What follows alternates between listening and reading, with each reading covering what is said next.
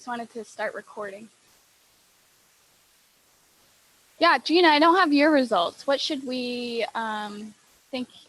You're a D? Just a D. Did you take it? Just a D. Yeah. All right. I can see that though. Well, cool. So we'll go through this today, and I am definitely not an expert at the DISC, and I don't sit here claiming to be. I probably know just as much as half of you in this room. I guess my goal is to help everybody understand the DISC assessment so that you guys can really understand yourself and how you operate and how you may operate with others, and just helping I think it's a good tool for us to use to help the team interact with each other, because we're all speaking different languages in ways where we're speaking French and someone speaks Spanish because we have different personalities. And same thing with your clients, and just it creates a sense of self-awareness for yourself. And it's not very healthy to type other people, but I think it's healthy to recognize different personalities of other people and how you may mesh differently with other people. So I'd love for this to be super collaborative. So like if you guys have value to add, definitely interrupt me and stop me and bring your wisdom too. Cool.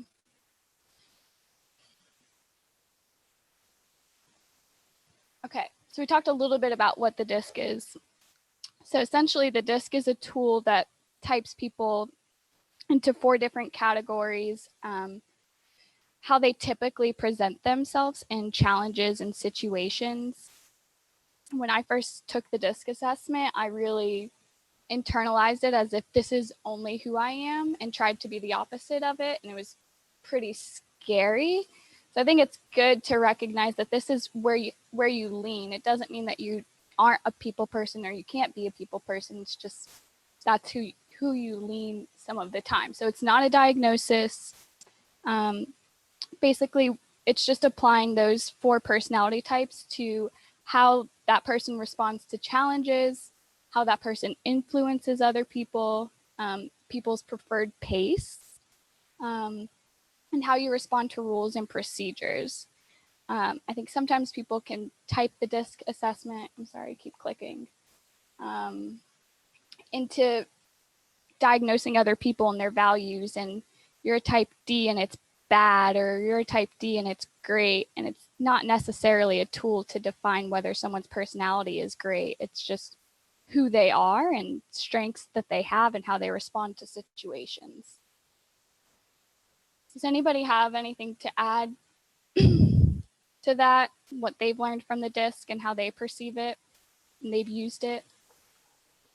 Hey, Ashley, how does this at all like intersect or apply at all to the Keller-Williams test we had to take like when we were interviewing? Do they cross over at all, or is it like something that we should look at both the results from? I think you can definitely use both. Keller-Williams will actually fit you for specific job positions in real estate. So like it will categorize what the personality types they see are best fit for certain job positions. So this is the personality they see that thrive as a buyer's agent. For example, I know many of you are like I's, which is the influencer type. A lot of those tend to be good buyer's agents because they're people. And they like to influence other and care a lot about making other people happy. Whereas some of us are C's, which is more of a conscientious type, compliant people. So Kara, her top score was transaction coordinator because she has C in her DISC profile. So Keller-Williams more so fits you to kind of real estate world and how you would thrive in that sector, but I think the DISC is more broad and generalized. What were you going to say, Kyle? Well, I was going to say that I think it's the 4 styles are kind of broad and they bleed over with each other based on training that I've had in the past. I think it's good. sure that was all that helpful. Yeah, I mean, it's just a tool. Cool. So we'll go into kind of each of the types. And then I also have results of what everybody in the group typed. We can look at that too. So let's talk about the Ds. So when you think about the Ds, people that typed D in Holloway Home Group is Gina, which is completely D. I typed as D and C. Kara typed as D, some C, and then Aaron typed as DI, and Roger typed as DC too. So D is that dominant personality, someone who's direct, wants to get to the point, doesn't want to go in circles in conversations. Small talk isn't really their specialty, but they'll do it if it means results. It means getting to where they want to go, and oftentimes competitive. So for me, I also have C in me. So if we go to C, I flopped. I used to be more D than C, but now my C is more prevalent than my D used to be. So C is that perfectionist type of person, someone who wants to do it right, someone who likes the details of things and is super accurate, which makes Kara an incredible transaction coordinator because she's able to process through all those details, make sure it's right. I'm trying to think of something else with the C. So for the C, for me, I struggle to get things done because I get stuck in the details and I get stuck in wanting it to be correct. So you can imagine a client that's maybe unwilling to move forward before they have all the information that they need, if they're a C. Or you can imagine a D who doesn't think twice about any of the details and just wants to get to the contract. And we're like, whoa, whoa, whoa, let's slow down, let's think about it. So really processing through the types of clients that you're working with and supporting them in those areas that they may not be thinking about is super helpful. Anything anyone wants to add to D's or C's? Kara, I know you tested on the C side some of the time.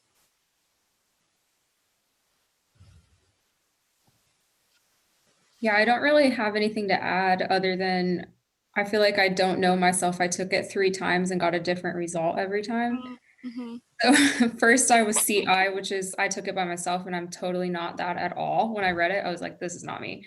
Then I took it with my roommate and I was CS. And then I took it again, just thinking of like my best, thinking through the lens of like, what is my best self? And I was DC. So it's just interesting. I'm like curious why that would change so much. Like what is it like based on what lens or like what setting you're considering yourself in? Because I definitely see the like results oriented, but also thorough part of me in this job. But I'm also like, is it just because it's this job? Curious. Yeah, I'd be curious. So we'll go into it a little bit down this. There's the natural style and the adaptive style. And I'd be curious to see what your natural style is. So your natural style is where, well, we'll talk about it when we get there, but that talks a little bit about what you're saying is in different scenarios, I'm a little different than when I'm on every day. So we'll talk a little bit about that. Do you want to talk at all about how you perceive being a D or being dominant or direct or for you? I think you nailed it. Wait, were you talking to me? Gina, but Sorry. go for it. If you have No, something go to ahead. add. I didn't really have anything. I just thought you were asking me, so I was gonna go with it. Just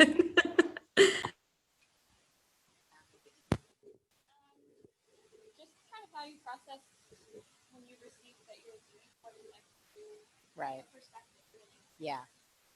I mean, I think so. My thoughts are kind of a blend of what you just talked about. I think some of why because all I got was a D. I didn't get another letter. So, and I don't think that's normally me because if I had to guess looking at those descriptions, I think I'm more of a DI, you know, in normal situations. But we're in a high stress season of our lives.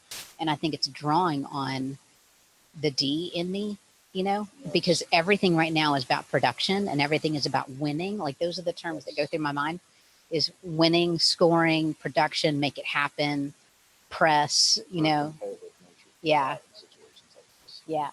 And so I wonder if the seasonal, if this just the circumstances, the season, whatever we're in, that's what's kind of drawing that out in me. Because when I was reading the results, I'm like, yeah, I mean, I see that in me, and I actually like those aspects of who I am. But I like it only because I think at this point in my life, I've figured out how to not steamroll people that are around me. Because I think in the past, when I shift into that gear of being direct, I end up being direct in a way that I think is being helpful, but actually hurts. So I've learned, okay, that's not helpful. That hurts. That does more damage than good. So don't say that. I've, I don't know. Those are just my thoughts on what that's helpful. It's a good perspective for those that aren't D's to process, oh, this is where their head is at. And it's just a completely different world for us where we're just bulldozing and they're like, I want to enjoy it. And we're like, let's get to it. A question I was thinking of when you're talking, what was the house buying process for you like with the personality type that you have? Like if someone was working with a D client, I'm interested to know. I don't like to look at multiple homes. She wasn't Like- involved really. I mean, no, I wasn't in the last one. You were in the last I was in this last one. I was forced to come along. I was in the car. So, but at the same time, to me, it's like once I walk into a home and I know it's not the one that we want, I don't want to waste my time in that home. Can we just? This is not it. So let's move and just go to the next one. But I remember feeling a lot of stress that day because even if we left this home, we couldn't get into the next one because of showing time, because of the showing appointment. Yep. So it was like, gosh, there was this sense of this feels like such a waste of time. Right. We're wandering through a home I know we're not going to buy because the minute we walked in, the floors are a mess. No, we're not. Or we even drove into the neighborhood. Like there's no sidewalks. No. Decisive too. So when I found the house that I wanted, I saw it myself and then brought Nolan along, who's just he'll come along. Okay, you like it? I'm glad because yeah. I operate a lot like a D most of the time, but I think it's adaptive. It's not my natural style. I was shocked that you didn't have any D. So Kyle tested SC on his. I was really shocked that you didn't. My old one, my D adaptive style is dominant. So I don't know why I tested so different. Mm-hmm. It might show up in your adaptive style. You have to pay for the adaptive style on this one, but it may show up.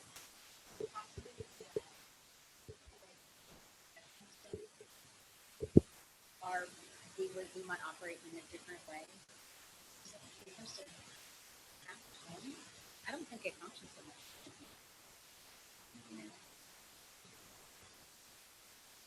Yeah. You have a marriage Okay. You know what I mean? Like it's just the home situations and work situations, there's a different side of us somehow. That might look different. It'd be nice if it didn't have to be different. I think I firmly operate in S most of the time, but when there's a task to be done or a goal to accomplish, I shift to D. Yeah. But I can also kind of get over it. Like if it doesn't work the way I want it to, or if it's not coming out right, then I can hit pause and once and I'll shoot. Well, I'm excited to get to the natural versus adaptive side because that kind of hits on what you're talking about, Gina. So we'll go to the I. So the I's are the outgoing or the people-oriented people.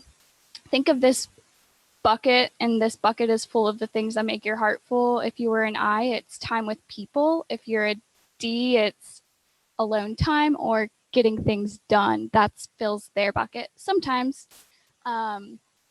So the I's like influence, they like enthusiasm, they like friendliness, they like optimism, they dislike confrontation for the most part because a lot of their fears are around others. Whereas I read the fears of a D is not performing. So a lot of the D's fears are around themselves versus the I, where their fears are around disappointing other people or conflict with others. So then the S piece is the steadiness. And yeah, so everyone else tested I, S, and C. If we go a slide forward, so this is Mariah, Erica, and Erica are ISCs, and then Heather is an SI, which is I haven't ever seen these combinations like SI and IS. Usually it's, but I don't know what's common and what's most common. Amanda tested IS, so they flip. So I think the S is what's most prevalent, and then the I is the secondary one. And then for Amanda, the I is most prevalent, and then the S is the most secondary one. Most of you guys are ISCs, which is interesting. I love that we're a pretty good mix. I don't know. I don't fully understand why there's three. I'm not. I'm just doing a previous assessment. Like, they give a numerical value to it. Like, you can see on this one where some of them are really close together, Right. depending on natural or adaptive. And I tried to do research on like why there are two or why there are one or why there are three, and I couldn't find anything clear to be able to speak on it. So we'll go to S or C or S, sorry. Yes. Yeah. Oh. So the S's are, Nolan is, if he tested, I'm pretty confident he'd be a solid S. They lean in between people oriented and reserved. They're steady, they're consistent, they're patient, they're not in a hurry, they like routine, change is not always their friend. That's really all I know myself about the S. I'd love to see, Kyle, do you have anything to speak on the S? Because you tested SC, I think.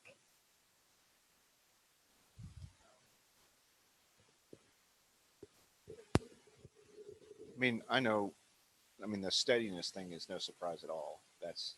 I don't get real high and I don't get real low most of the time, in terms of excitement or emotion or any of that stuff. But like, change in routine is no big deal to me. I actually like a lot of change. So that part doesn't necessarily land for me, but I don't know how big a deal that is. Yeah. Heather or Erica, either Erica's, do any of you guys want to speak to kind of how you felt about your ISCs or your S's in your I's to kind of help us D folks understand how you guys operate? I just looked at how it described me, and I wasn't looking at the other letters. And I'm noticing as we're going through this that I'm definitely a D at home. So I think I was kind of in the mind frame, like how Kira said she took it 3 different times and got 3 different answers. I think I was under the mindset of work. And that's why I got that. Like, it is accurate, but I have all these traits in me. I guess it's just the more dominant ones. And I think it depends on your position or where you're at. Yeah, I totally agree with that. Like, I have different hats in different places. And I think my heart would definitely lean to like what my results say. But I also like, I love having expectations, and, I like getting things done and pre-planning them and things like that. So kind of like is all of them. That's your C. Yeah, that is true. That's really true. Yeah. It's just so funny because I always like argue with my husband about the fact that he says that I'm a people person and I am, but deep down in my heart, it exhausts me. Like, you know, like, Mm-hmm. and so we always joke about, I always say I'm like an introvert at heart, and he's like, no, you're absolutely not. But it's just so funny what other people see, you know, and then what you feel inside. Mm-hmm. Mm-hmm.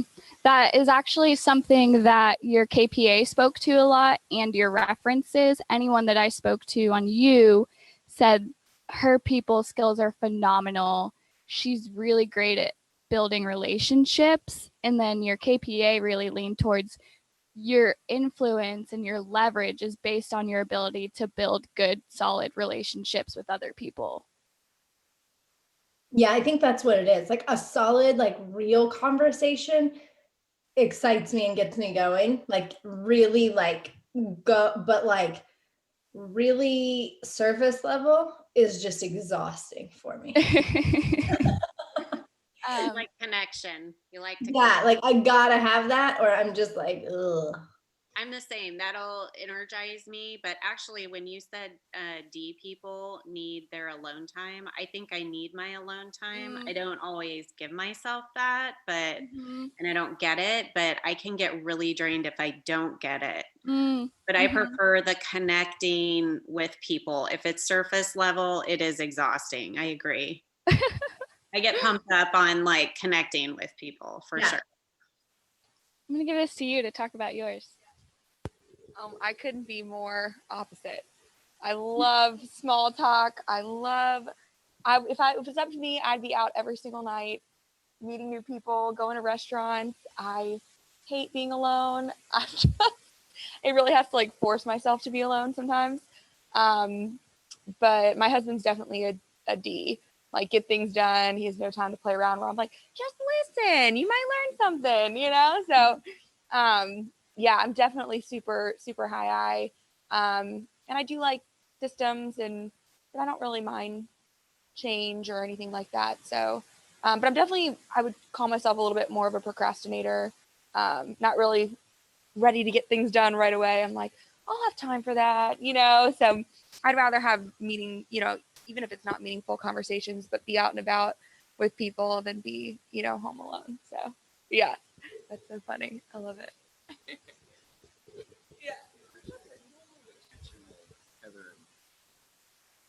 I think the tension that Heather and Erica are talking about are the difference between your natural style and your adaptive style. I definitely feel that too. Like certain situations are going to behave differently. I think at the end of the day, we all need a good balance. So, I mean, these are very general and broad ways to categorize people. I think we all need a little bit of alone time and a little bit of people time. I don't think we were definitely made to be alone for sure. I think that's something I've come to learn is when we had Justin and Megan over, it was just straight people time. And when they left, I was done. I wanted to be alone. But then I was alone and I was like, oh shoot, I want to see everyone's face. I haven't seen you guys in so long. So I definitely go in circles about what I need. I don't have a good balance, that's for sure, which means I'm still trying to learn what my balance is and understand myself. And I think as we learn more about ourselves, we can learn what that is. And I don't know that there's ever a happy medium, and we're constantly changing. My old pastor said that over our marriage, we actually marry one individual, but 7 different personalities of that individual because we're changing throughout our marriage. And then at one point, we realize you're not the person you used to be. Now I have to adjust how we communicate because you're a different person. And I'm like, that's so true because I'm more friendlier than I used to be. And I want to go do more things. And Nolan's like, you never used to need that. Why do you need that now? Erica Briggs, you got anything? No, not really. I'm sitting here thinking this is the first time I've ever gotten a C. Like I've always been a high I, S. So I'm interested, like if I took it again, Yeah. if I would still get the C, or if it's because of everybody's input when I was taking it. Yeah. Gotcha. Cool. Cool. So I want to go around and see one new thing that you guys learned about yourself when you took the assessment that you didn't think about yourself before you took it. So for me, it was that I get hung up on the details and fail to make a decision based off of that hang up. And I've actually been experiencing that a lot as we bring new people onto the team. There's decisions to be made every day. And I'm like, I don't have all the information I need, so I'm just going to push it back a week. And Aaron's like, we got to decide now. And I'm like, okay, I don't have all the details. But so there's a lot more C in me than I used to recognize. And my disc definitely told me that for sure. Who's next? Something new.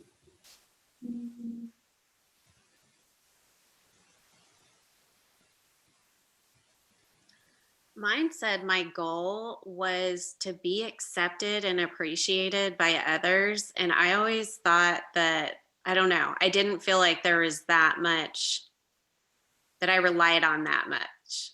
I don't know. I don't know how true that is. Yeah. Because I consider myself independent, but I don't like disharmony. Like it called me the harmonizer. I can see that. Yeah, I am always trying to bring people together. You know, let's work this out.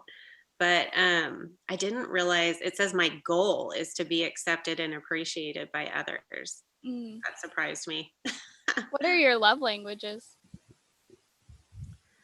Acts of service. So kind of, I'm a D sometimes at home. I'm like, I want to get things done. I want someone to help me get things done. Yeah. So, yeah.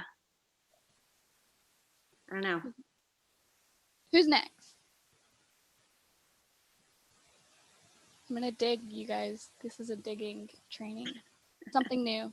I don't know if it's something new about myself, but it's something I've been definitely trying to figure out. So everything it says about me in like the like basic overview is spot on. So that's kind of cool to see. But there is this side of me specifically in business that I did like it. It basically says like you don't necessarily like need authority. And I guess that's true. It's 100% true. I don't need it. And I can let other people take charge, but I enjoy it. So it's kind of like not a battle, but like a figuring out inside. Like I when I was in like my director position, I really enjoyed teaching, which is a part of my personality too. But it's like the in between of how I felt like there was a lot of improvements I could have made as a leader in my past job, coming out of it, things I wouldn't do again, things I would do differently. And some of this is kind of pointing some of those things out, which is interesting. And I think I think also something I learned was really remembering to take the time to step back and actually kind of like think about yourself and think about how you're communicating to who else is with you is really cool. And I'm so glad that we like brought this back to like the top of my frame of mind. Yeah, super important.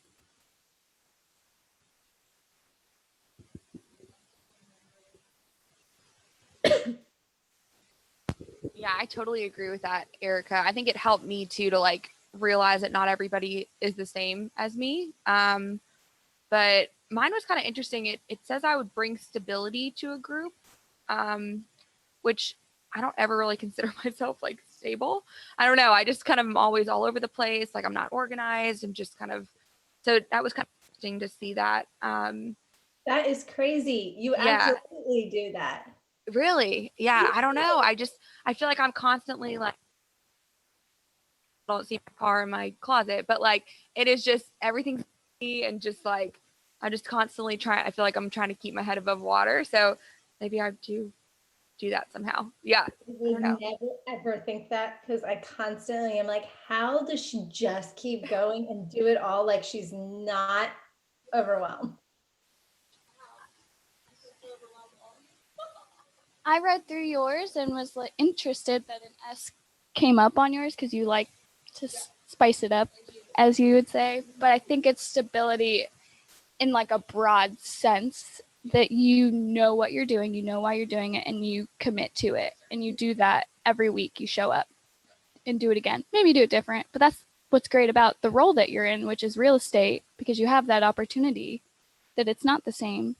And it's, I think you just bring stability in a more broad, general sense, big picture. We can work through this. This is how we're going to work through it. We can make a plan, stick to the plan, do it again. Who else? Something new. I'll go. Okay. So mine says when it says I can become bored with routine tasks. It also says that I fear situations without personal influence. So I think it makes sense in the sense of like, I love to get things done. I love a checklist. I love crossing things off. Like that part of me makes sense. But as soon as it gets to like, this is a routine task that I don't feel like I'm contributing. So Ashley, you probably know, like sometimes you'll ask me to do something. I'm like, can you explain to me why? Just because I can't like function unless I know the why behind, and making sure that it's actually adding value rather than just like doing a task. Like I can't do it. And I never understood why I like ask why. I'm like, I'm not trying to be rude. Like, why do you want me to do that? I'm really like, I cannot do this well until I know the why behind it. So I thought that was interesting. I think that's why we work well together too, is that you're so honest to ask for what you need that I can just give it to you. And when you ask me why, I'm not like, she's questioning it. I'm like, she just needs purpose. For example, she asked, why do we update the agents that we refer our clients out to that we're under contract? Like, is it purposeful to do that? And I just told her that updating agents that we send referrals to will influence them that we are great, we keep up with our communication, and they'll be more likely to send us more clients because we have an amazing TC to serve them. And we have amazing systems in place so that you can keep sending us more people. Who else? Something new.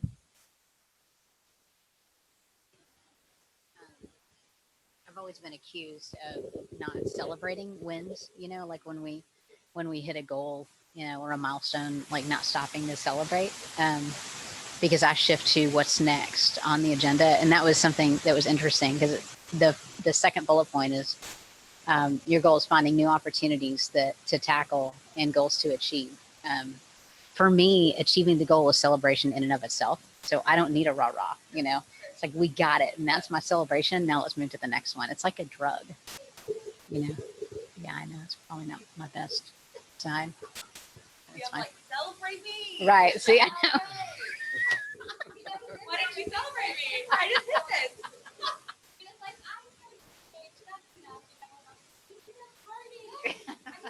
Now, don't get me wrong. No, I'm all about a birthday party. Okay. Just so you all know. What about you? I was looking through these, the overview of your motivators, and one on here is individualistic, which is not a surprise. But there's a statement here. It says you will likely support others while rarely focusing on gaining the personal support you may want or need. I completely identify with that first portion of that statement, and really just over the last couple of years have started to identify, although it wasn't necessarily that crystal in my mind, of that second piece of that statement of reminding myself, hey, I need some things. I need some support too. So I think that's neat.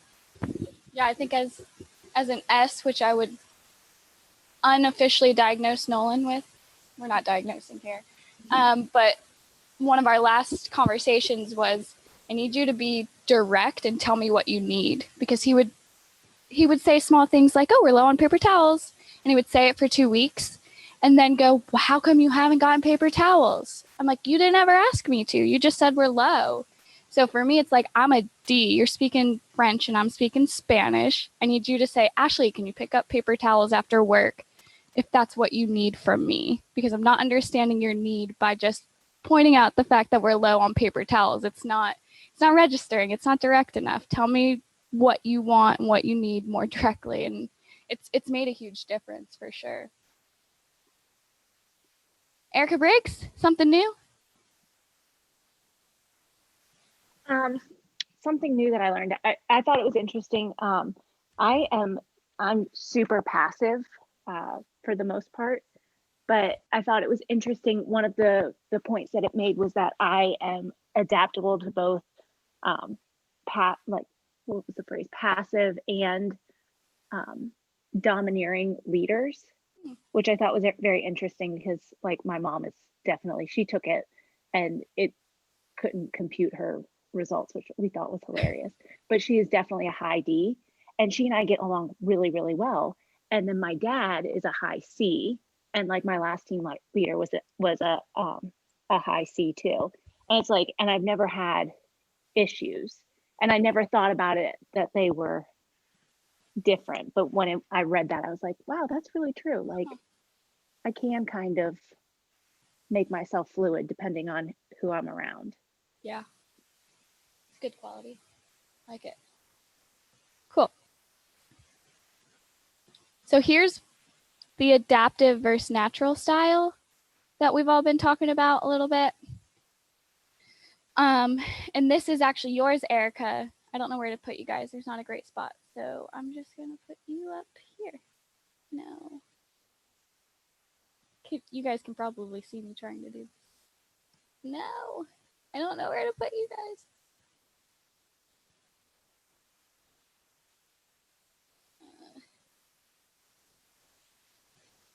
How do I make them long?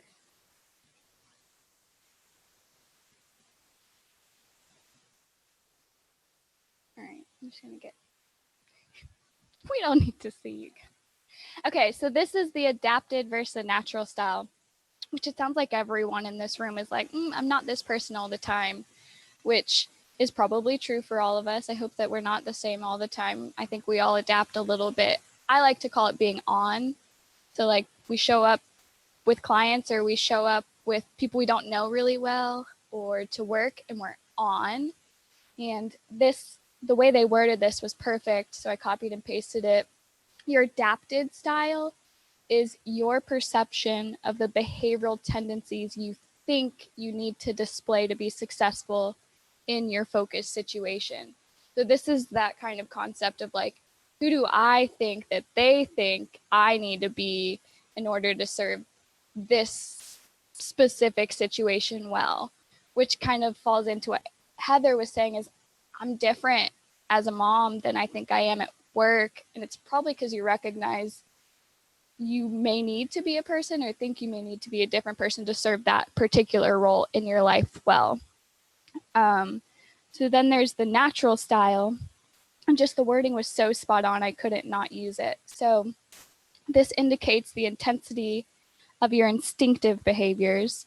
It is often a better indicator of the real you and your knee-jerk inherent behaviors. So this is that either you're around people that you are super, super comfortable with or roles that you're comfortable in, or you're alone, whatever have you. So this is Erica's. So if you look at the right graph, this is her natural style. So Erica, you can tell me what you think if this is accurate or not. So it's saying that when you're alone, your C goes up quite a bit from your adaptive style in the left graph, which would mean more compliant. I'm drawing a blank here. C. No, that's, I'm trying to like reference what it means. Conscientious.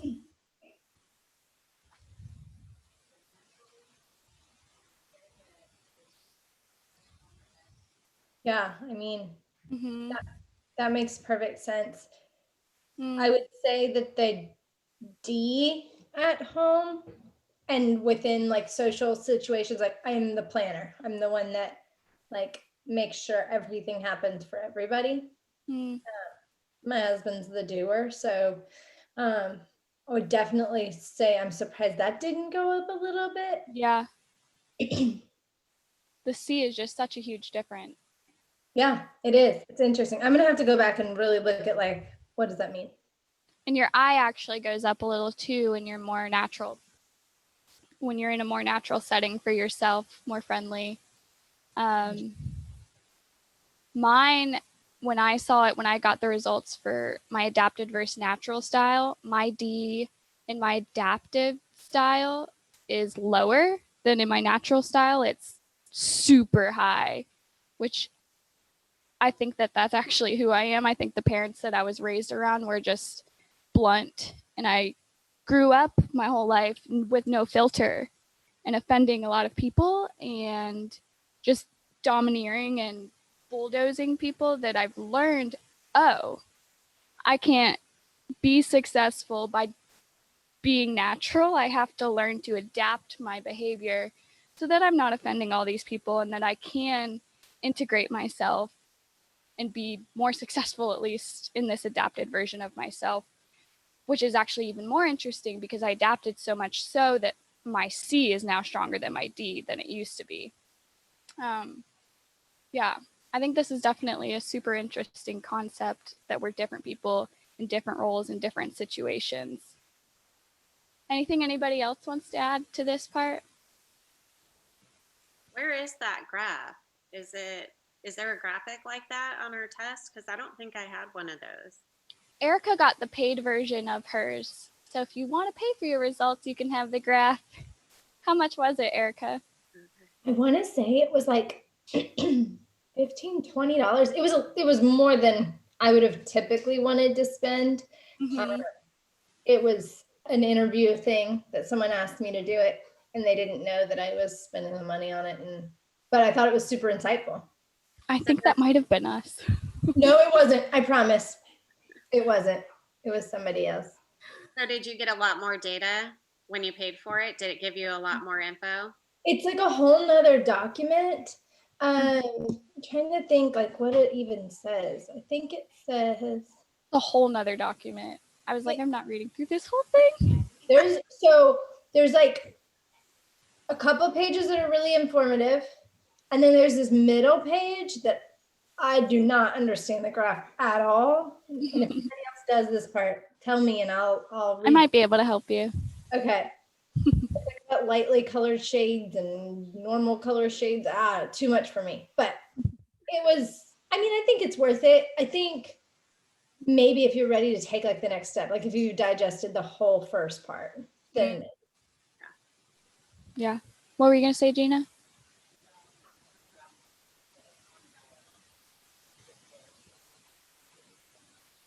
Okay, I think this one's a Tony Robbins one's. So maybe $20, Heather.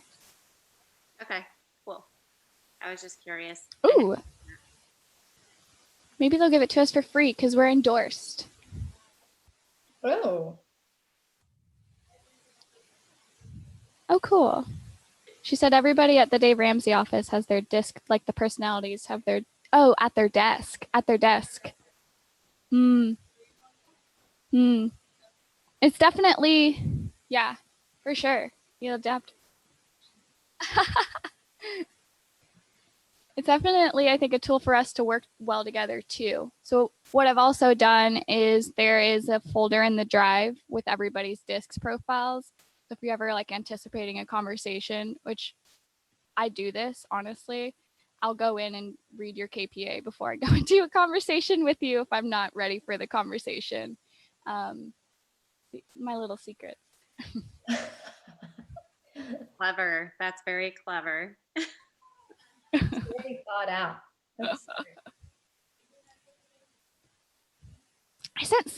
I send it to people who request it, and it's actually impressive when people request it. I like that when people do that. I can send you yours. But she wants her own copy. She wants to internalize it and process it. I can send you all of yours if you want a copy. Yeah, I would love to see mine because it was so insightful when we were talking. And I was just going to say when I was asking about it earlier, I would love to see it. Yeah. Something I also have of yours if you wanted at some point, if you ever decide this agent role is not a good fit for me, which some of you guys may come to that conclusion, but I think you guys are all pretty great where you're at right now. I have a list of real estate roles that have fit you into other type of roles, whether that's like a showing assistant or a listing coordinator or a director of operations. I have that list too. If you ever get to the point where you're like, I want to see what that says. Okay. this is a collaborative, and I think you guys, maybe Amanda can hit more on this, is how we can take all of this information and this knowledge that we have. One, it's a level of self-awareness about ourselves and learning to have a level of self-awareness of the people we're interacting with. How can we use this to better serve our clients? Anybody can really chime in, but I think the biggest thing that we can take here is how we do the buyer presentation. I know we've had a couple that have been super high Ds that like just get to the point. I've bought a house before, you know, maybe we don't take them through the entire process. If we hit on the market, we hit on the team, we hit on some of those high things, but we fly through that PowerPoint presentation so we don't lose them. I know Heather and I had one like that, and there was just no way we were going to get that in. He was not having it. So I think that's a big way we can do it. And same when we're talking on the phone too. You know, you can kind of feel some of those personalities over the phone. It's a lot easier when we're in person over the buyer consultation. But yeah, I think that's a really good way that we can utilize this for sure. Anyone else? What do y'all think?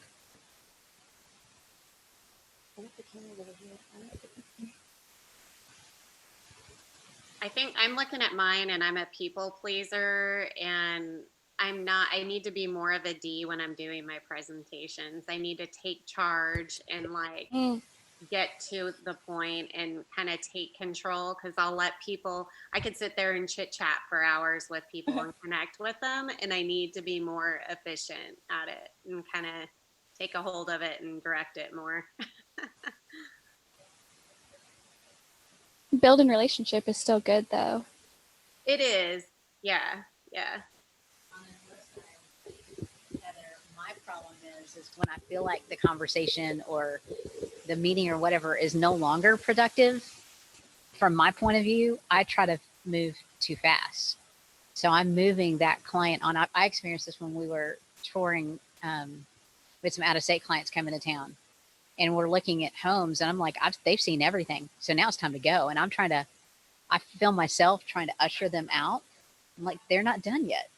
They're still talking about what they like. There's, you know, and I needed my goal. I had to shift my goal. My goal was to get them out of the home. And no, that's not the goal. My goal is to learn more about what do they love? What do they not like? What are they talking about? So that I can understand more of what they want, you know? Yeah. And so it's like I'm warring against myself, and that, yeah.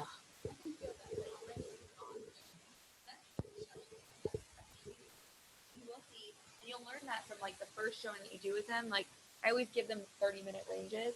And then if the next round of showings, like you said, when you see houses, if they're in and out and they don't like the neighborhood, they're out, then I'll do 15-minute windows so we can keep going to the next one and we're not overlapping because they're ready to go.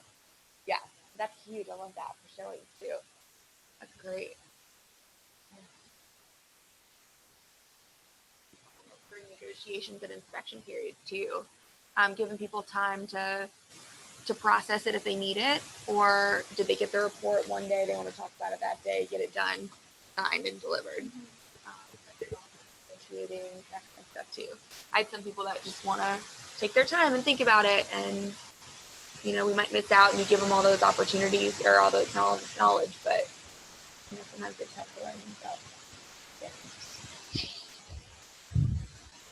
I love that. I think too, for me, this is helpful on the admin side. You guys have spent a month, maybe 2, maybe 3, maybe a year building this relationship with this client. And if the admin steps in at some point, they're starting from scratch. They don't know your clients, and it's really hard for us to gauge what personality of these clients they are, what they need, how to serve them without the information. So we have this in the listing agent info checklist. So if you get a listing, part of that checklist is going to be, what do you feel is the DISC profile of your client? Just take your best guess. Really, my biggest thing here was trying to get you comfortable with what all this meant. And if this isn't enough, I definitely encourage you to go do a little bit more research so you can feel more confident providing that to us, what you think these conversations need to look like, because as a listing manager, I'm about to call this client and talk about scheduling photos and staging and putting a sign in a lockbox in their yard. And I want to know whether I need to ask them how their children are or how many children they have first before I go into all that, or if this is a super busy businessman that has a lot going on his plate and he just wants the conversation to be 5 minutes and move on. And there's nothing wrong with either. It's just we want to serve them well. And you guys have more of that information than we do. And the same thing will be, we're going to add this to the new transaction info checklist to check what you feel their disc might be on Kara's end. Kara, do you want to speak to a little bit while you're here what it's like when you introduce yourself and what information is helpful for you to know? Yeah, honestly, that end of the new transaction info sheet where it has like notes about the client, it's super helpful, just like whatever you can put there, just because then when I call them, it's not like a shot in the dark. I want them to feel like they can trust me. And so it's kind of hard if I have no idea, like Ashley was saying, like what they're like, because I've called people like trying to be like, how's your day going? Like, how many kids do you have? Like Ashley was saying, and they're like, yeah, I'm done. Like, I don't, and then I'm like, oh, well, that was inefficient for me to call you because you don't want to talk. But just in the notes, even if you can just like write anything just about like how they prefer to be communicated to is great. Yeah, I don't know that I have anything extra to add, but just basically what Ashley said. Sweet. Us admin.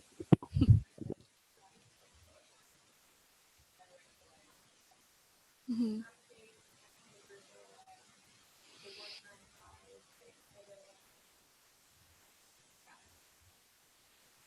Cool. Okay, and then I have one last question, which this is weird, but I was in the shower thinking about if I was missing anything. I would love to hear if anybody has a client misstep or a client story where their personality was completely opposite. So what's an example of a client that you've worked with that you realized operates completely opposite of you? So when did you realize that? And where it went from there? How'd you adapt? I have a client that I'm working with right now. Good. Okay, sorry. Yeah, I have a client that I'm working with right now, and they're an old client, so I knew from the past, but the wife is just like me. She's an IS, she likes things via text, and then her husband is an accountant. So like the first time we did showings, I showed up with the printed out, MLS listing and everything, and she kind of threw it away right away, but he looked at it the whole time and took notes. And so like this time around, now I know, because I just pull everything up on HomeSnap and I scroll through, like I never have the MLS listing, but he, like if I ever don't get a chance to run the copies for him, he'll be like, Erica, I need that. I need the physical stuff in my hands. And so I think that's always really funny for me because he's a millennial. So I just always assume that, we'll just use our phones and we'll do it, new school way. But he's that high C. So he needs to have all of the information up front and be able to review it before we see the house. So that's always been a challenge for me because I'm like a fly by the seat of my pants kind of shower sometimes. But so yeah, he is definitely complete opposite from me. That's awesome. Yeah.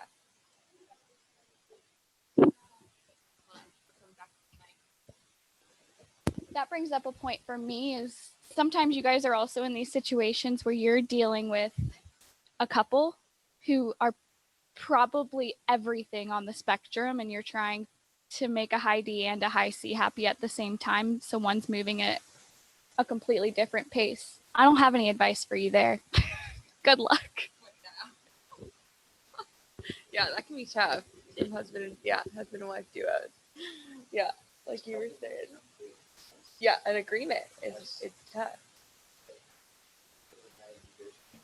Yeah, like negotiating. Absolutely. I know. I had a seller and Kara, the Macaulay people. I mean, the highest D there ever was on any spectrum. And it just like it was felt like suffocating to me because I was like, I wanted to call and chat and they do like to chat, but they're very get to the point. Here's what we're gonna do. This is what I want to do. And I was just like, oh, hold on, like let me just explain it to you. And like they just would get they jumped to conclusions very quickly and like just wanted it done. So that was really, I think, a big challenge for me to learn how to, yeah, I like to type with exclamation points and like I like to be happy, and they're just like very like, oh. So I would just have to learn how to just be, be more direct, and that's tough for me. It's tough. I like to talk a lot, so the relationship is actually pretty good. I went over to their house and I brought my dog and let the dogs run around with their dogs. And we chatted and it was good. I think they just do business. I think their adaptive and natural personalities are very opposite too. I think that I learned the way they do business is very direct, and then they want to chat and they want to have you over for dinner and then have a great conversation. So I think I learned that pretty quickly too. In those high stress situations, they're like very intense. And it puts me almost like on the defense because I'm like, I didn't do this. This wasn't my fault, you know? So, yes. And I struggle with that. Yep. I struggle with taking it personally. So I think I learned a lot from that transaction for sure. And I leaned on Kara a lot. I think we've also like reached the point at some relationships where that client's probably not your client. And there's might be someone out there that is a better fit at the sake of your own personal mental health. You might reach that point and you're not serving them well if you're not serving them in the way they need. So if you ever reach a point where this client's driving you bazonkers, that may be someone on the team that could better serve them, or it's just not you, or push through it. But I think I've watched Amanda learn this sometimes the hard way, honestly. And she was like, it's never been worth the amount of money to live for 3 months not able to please someone because we're just not a good fit. So you may come to that conclusion too, and that's okay. I don't think we're ever going to be like, you failed them. It's just not a fit. And there are other people that are able to serve them. So if you ever get to that point, we can have that conversation too. But don't ever feel like you're a failure because you're not a good fit. You're just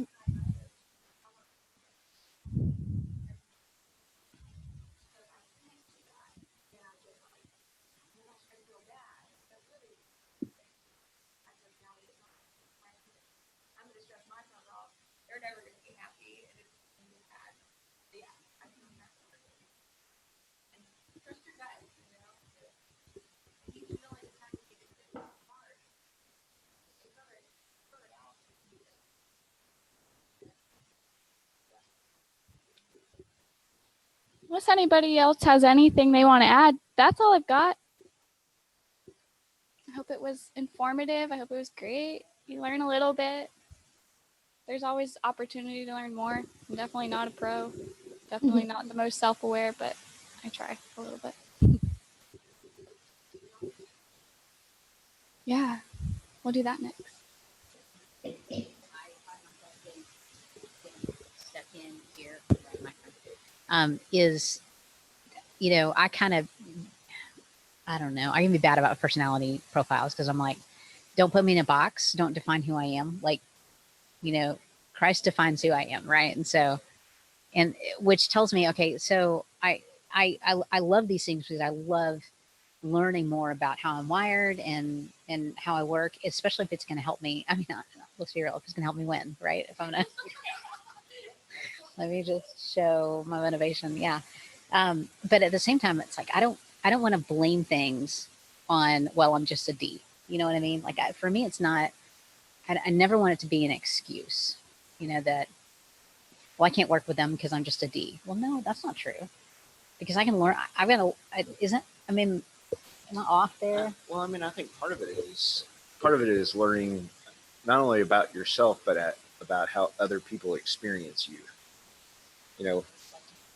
Yeah, we tell our kids that all the time. We tell our kids, you don't know what it's like to be on the other side of you. And I think these things help me remind myself of what it's like to be on the other side of me. I can be a pretty opinionated person at times, and I have to stop and think about, what does that feel like on the other side? And it turns out it sometimes doesn't feel very good. I agree with that. So my first at Chick-fil-A last year, we did this before we've ever even worked together, which honestly I thought was great at the start, but then we had all these assumptions about everyone based on these DISC assessments. And I was the one supposed to be charging the front, and my DISC assessment said that I'm just a high D, I'm a bulldozer, I don't care about people, I just want results. And I honestly feel that people made that who I was before they got to know me, and treated me that way before they got to know me based on this DISC assessment. So there is like a little bit of like, I'm more than just these 4 letters on this chart. I agree completely. And then I started to internalize it, and I was like, I think I'm more than this D and this C, because I do need people. I do need to spend time with others. But like you were saying, I definitely need to see how others perceive me and experience me, and learn how to help communicate with other people too, so they experience it well, because I don't understand other people just as much as I barely understand myself. It's a language, yeah.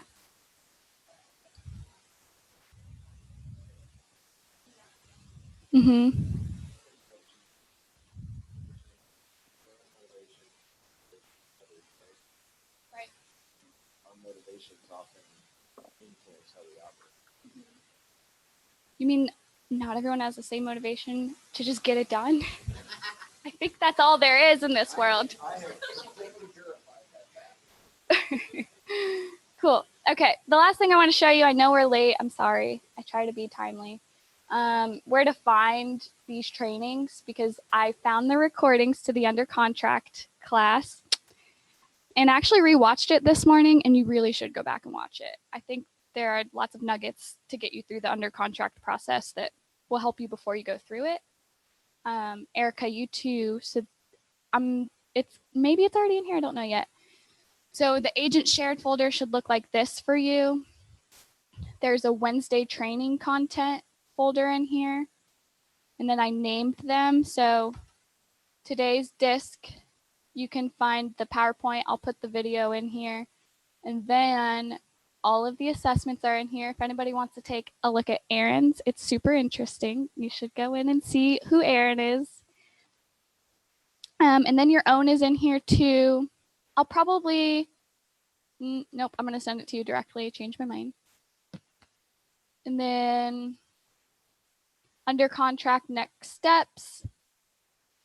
So here's that video, but I'm also going to go overkill and put it on the Facebook with a YouTube link, so that I've learned with all of you guys that I have to communicate in like 6 different channels to get one response from each of you. So I love you all for it, because all of your discs are different, I realized. So cool. All right, any questions?